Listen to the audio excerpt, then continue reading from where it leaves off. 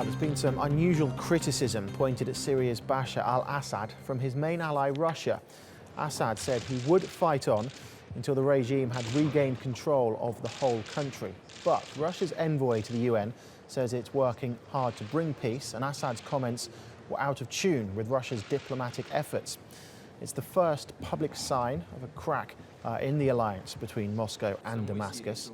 Meanwhile, the Syrian Observatory for Human Rights says Russian airstrikes have killed more than 1,000 civilians since September.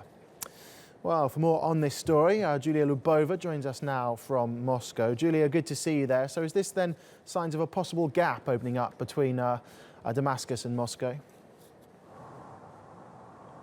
Well, that's right. We certainly heard from Vitaly Churkin, Russia's permanent representative to the United Nations, and he was quoted as saying that Russia had invested heavily in the crisis in Syria, both politically and diplomatically, and that would like to see Bashar al-Assad to take account of that. So certainly, well, Moscow is saying that Bashar al-Assad can't ignore peace talks on Syria.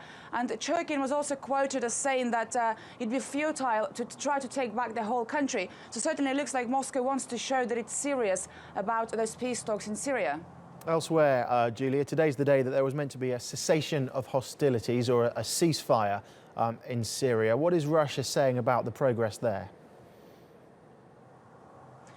Well, earlier today, US and Russian military officials have held talks in Geneva, and that was just ahead of a UN meeting on the ceasefire in Syria. And that meeting between Russian and US officials was aimed to try to narrow down differences between Moscow and Washington. And certainly, this seems to be like a long process still lies ahead. But we heard from Russia's deputy foreign minister earlier, who said that Moscow hopes that an agreement can be reached on Friday. OK, Julia, thank you very much for the update.